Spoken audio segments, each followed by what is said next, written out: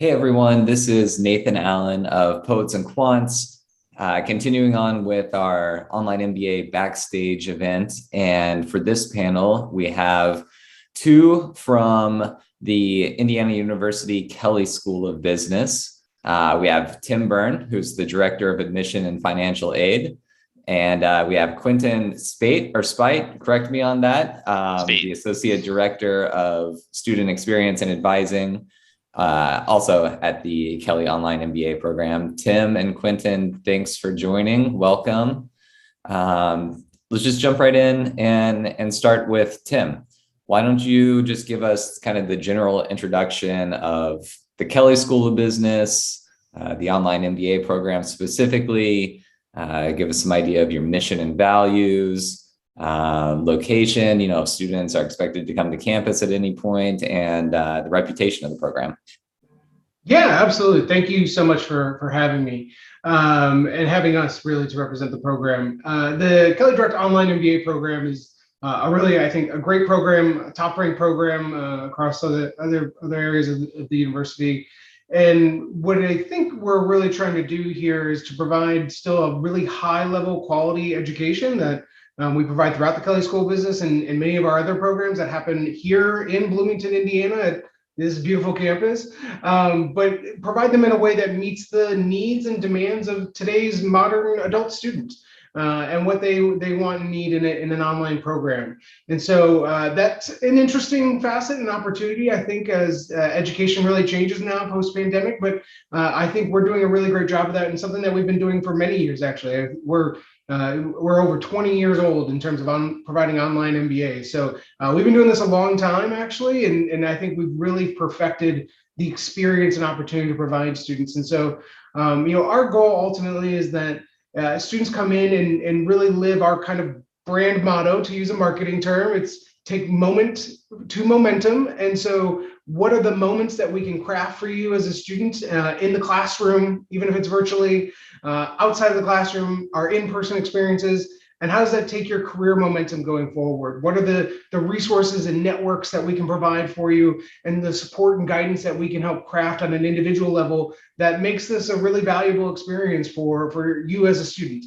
And that's how we take a look at every aspect of our program, from the admissions pipeline all the way through to graduation, and the alumni services that we provide for our online students as well. So really trying to make sure that the only online element really part of our program is just that we're in a Zoom meeting, for class, and everything else is the same thing or an equivocal thing. So we're really trying to craft a really modern experience overall. Great, thanks for that. Quentin, let's switch to you to talk a little bit about the intricacies of the program. So typical class size, flexibility of the program in terms of, pacing or any other flexibility you kind of want to speak upon, emphasis placed on group work versus individual. Are there concentrations? Just anything you can kind of tell us about those intricacies. Absolutely. So the way the program is structured is a 54 credit curriculum. And so within those 54 credits, depending on what particular course versus like your our core block classes versus our elective courses, the class size will range anywhere between 20 to 45 students in a particular section, and that's with the intent of really trying to make sure that there's appropriate ratios for interactions with our faculty, as well as interactions with the folks that you'll be taking the courses with.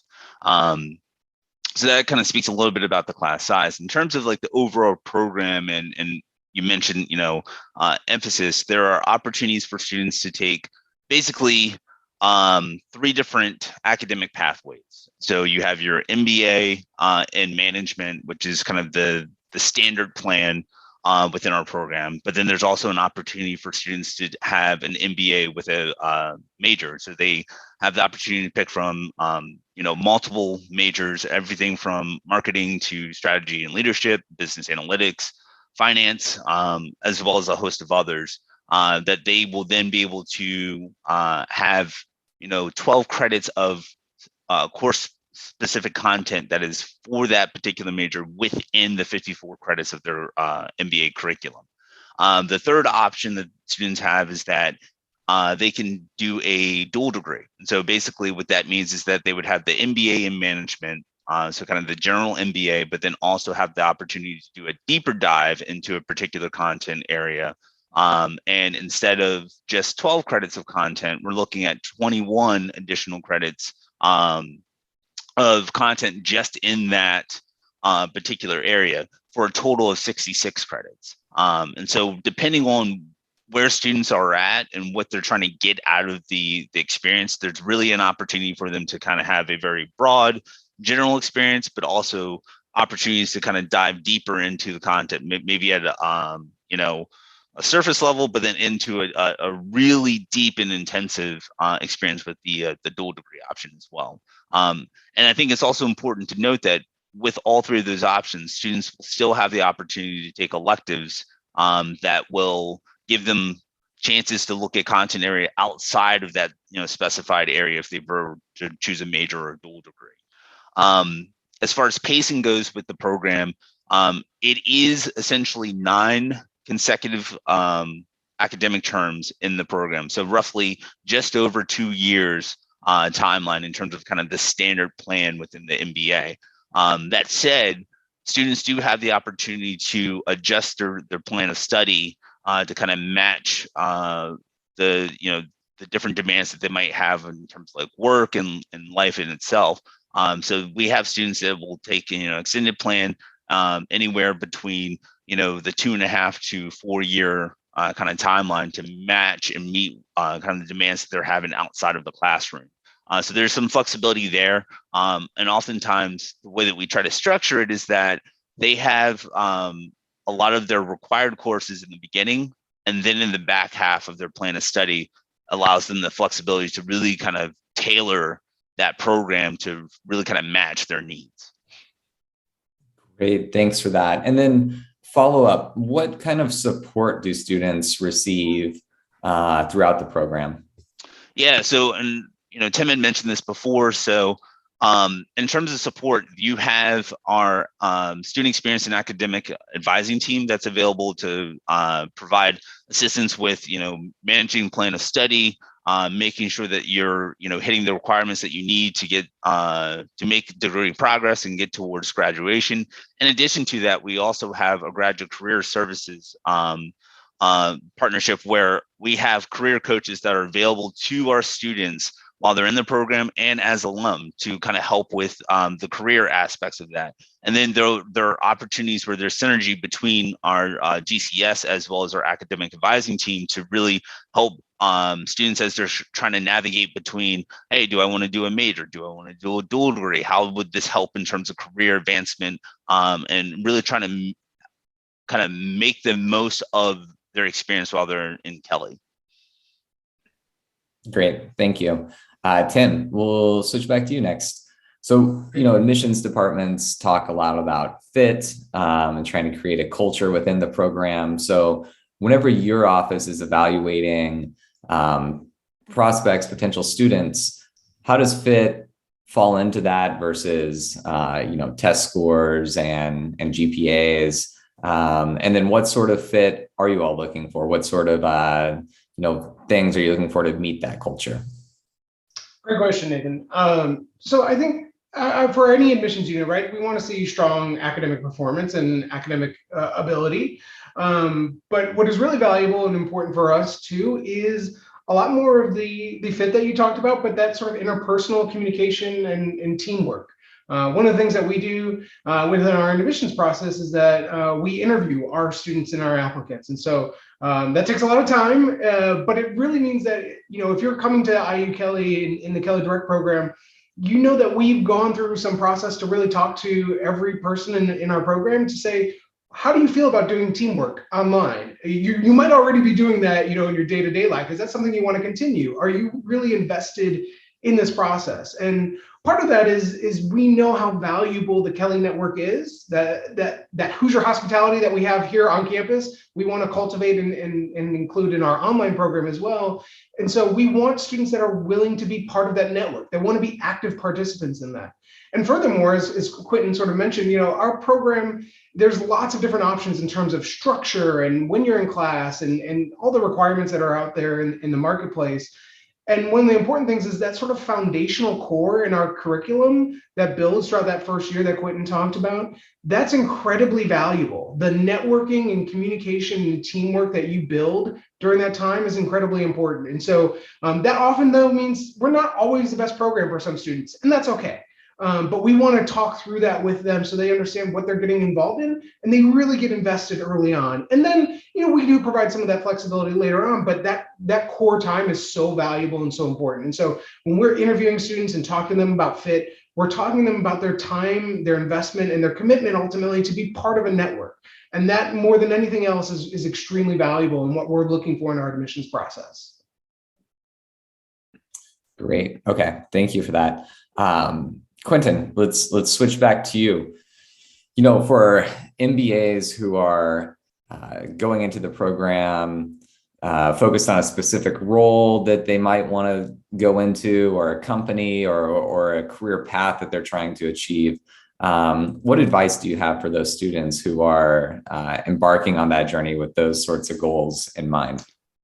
Yeah, and I appreciate you asking this because I think that this is something that is common and often comes up in the process. I know Tim will experience this on the mission side of things, but even from an advising standpoint and student experience side, once they're in the program, oftentimes a lot of our conversations are kind of centered around some of these outcome specific goals that students have. But I think that where maybe what tends to be overlooked is the process, and really having a space and opportunity to really reflect on kind of the self-discovery that should be happening for individuals that are taking on this journey, in part because oftentimes, we've experienced this, especially with the pandemic.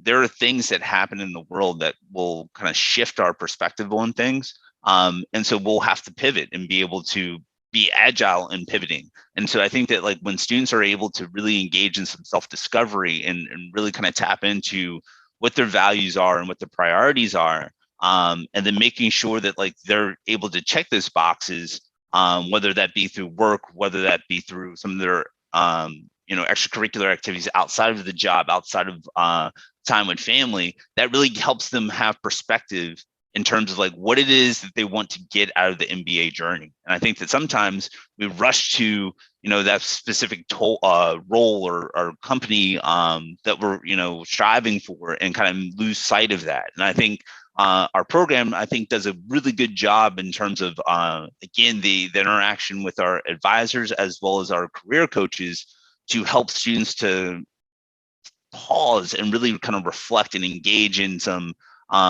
exercises around what it is that you actually want, what your values are, what your priorities are, and how do we best match that while you're in the program.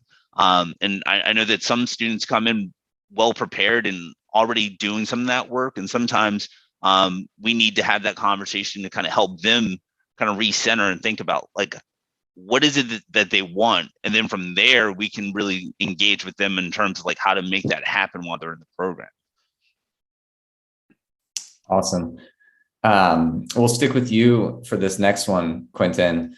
I know, we're kind of hitting upon, what some things you've already alluded to and mentioned a little bit, but through our reporting, we've noticed that, and we've heard this from both students and, people in career services offices, that increasingly online MBA students are wanting a more traditional career development through their MBA program as the in-person program. So you're seeing a little bit more, not totally, but a little bit more of people wanting to maybe shift a little bit in their careers rather than just, get the online MBA while continuing to work and move up in the organization that they're currently in. So, with that in mind, how does your online MBA program, the Kelley Direct, replicate the networking, mentorships, and career development opportunities that are kind of hallmarks of the traditional in-person full-time MBA program? Well, I think this is attacked at multiple angles. So, for example, from a programming standpoint, one of the things that we haven't really kind of spoke about is the in-residence experiences that are tied to our MBA. And so, during those in-residence opportunities, students have the opportunity to meet and interact with not only their faculty but also their classmates, like face to face. So even though it is an online program, there is opportunity for those in-person interactions, that to kind of like fill the void of some of the stuff that they may feel like they're missing out of in a full-time MBA program. So that's just one aspect of that. And then another aspect would be that our graduate career services, they do networking and engage students with opportunities in terms of like how to network and provide a kind of platforms for students to interact and engage with one another.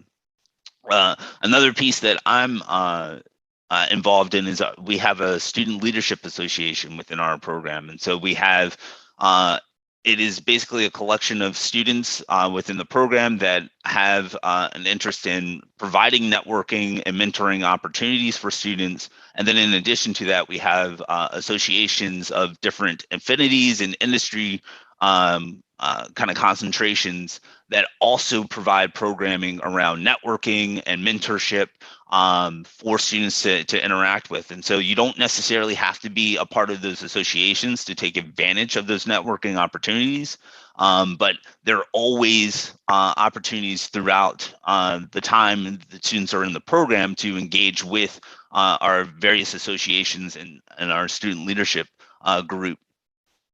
And so altogether, I think these things come in a way that allows students to kind of pick and choose where they want to engage. And then there's also just kind of the natural organic networking that takes place. I know that oftentimes when students come into the program, there are opportunities for them to engage, whether it be through WhatsApp or LinkedIn, just to kind of name a few platforms. In addition to some of the stuff that we are already setting up, there's also a lot of organic interactions that happen as well. That coupled with the fact that as they're coming into the program, especially during the first year, and they're taking their core block courses, a lot of that involves, teamwork. And so they're working together in the classroom in teams, which then kind of creates more opportunity for networking and mentoring. So I find it hard to believe that our students are missing out on opportunities to engage with one another. But in addition to that, we also are connecting them to alumni within our program. So we're hitting it from all sorts of angles. And I think that like for those that take advantage of it, they don't see as much of missing out on the things that they perceive happen in a full-time program. Great, thanks, Tim. Hang tight. We're gonna stick with Quentin for one more, and then we'll get back to you. So talking about the global business landscape and preparing students to work within that global business landscape, what are some things that Kelley Direct does to help support students who are going to be working with or leading people who are different from themselves? Yeah, I think this is something that, again, is kind of tackled in multiple ways. So one, from a curriculum standpoint, I think that you'll see that our courses, this sort of, cross-cultural communication is embedded within the curriculum of all the classes that we offer. In addition to that, within our curriculum offerings, there are courses that are specifically geared towards whether it be looking at global perspectives or ways to interact and engage with people that are different than you, looking at inclusion and team cohesion and those sorts of things.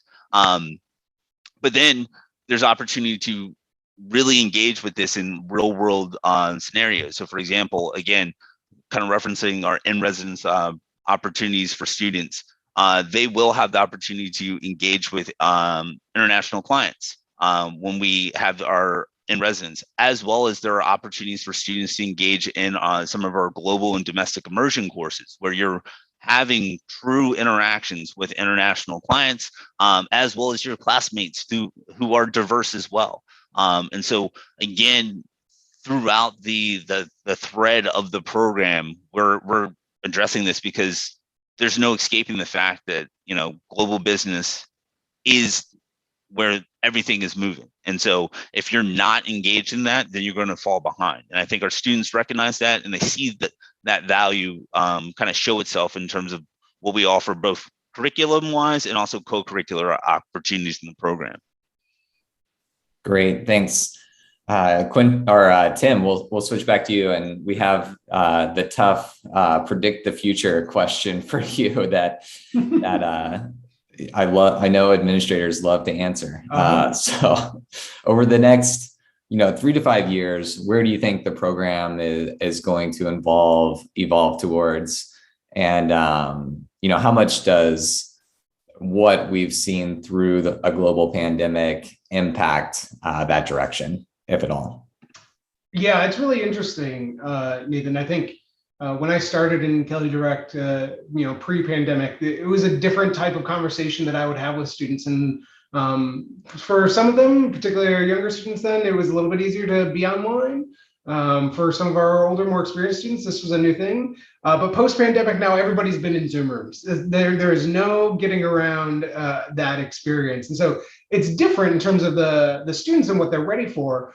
But I think what we're also seeing quite literally in the real world is that there's still some human element of being in person that is extremely valuable. And we can't get around that. We love the convenience of being online and being able to be in different locations and the savings that it presents to us, but there's incredible value there and to still be immersive. And so I think over the next 3 to 5 years, I think we'll see a lot more sort of blending of the convenience of online education, but trying to find the personal elements, the immersive things that can really still bring the value there for students. I think really that's what we're focused on a lot of. We're really excited at Kelley. We got a $10 million donation from an alum to start building a brand new innovative studios right here in this building. I've seen it downstairs on the first floor, and it's really going to help drive our teaching to a whole new level. I think our faculty do a tremendous job of being engaging in a Zoom room and doing breakout rooms and really involving students in a discussion.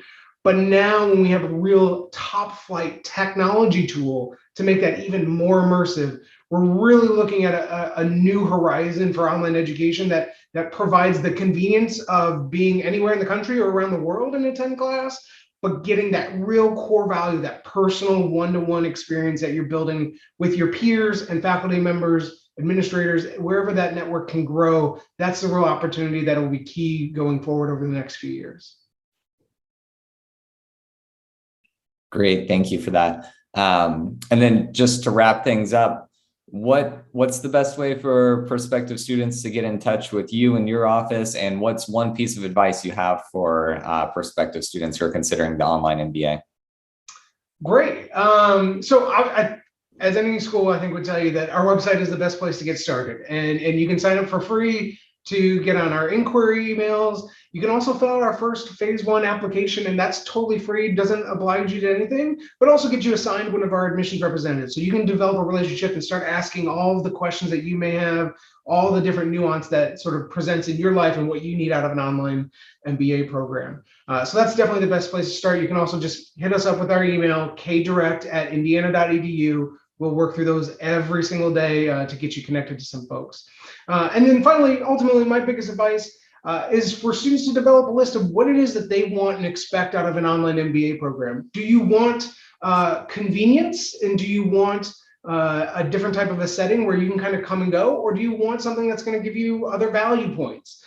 Develop that list and ask your questions according to that. I think I can talk for hours about our program and what is really great about it and the unique things that we provide as the same quality level education, but just in an online format. But there are a lot of differences out there, and really diving deep, don't make assumptions, ask the questions. Do I have a full-time advisor that works at your university? Is this a full-time faculty member? Is this full-time faculty member teach with a full-time program? What are their skills? Do you provide training to your faculty members to teach online? These are incredible, important questions to ask that you may think are standard everywhere, but they're absolutely not. And so I invite those questions too. Reach out to us. We're happy to share all kinds of things about our program so we can be the best fit for each other. Great. Yeah, good advice. All right. We are at our time. So we have to cut this off now, but Tim and Quentin, thanks very much for your time. We're grateful for it. Again, this was Tim Byrne and Quentin Spate of Indiana Kelley's Direct Online MBA program. And my name is Nathan Allen for Poets and Quants. Thanks for checking in. Have a good day.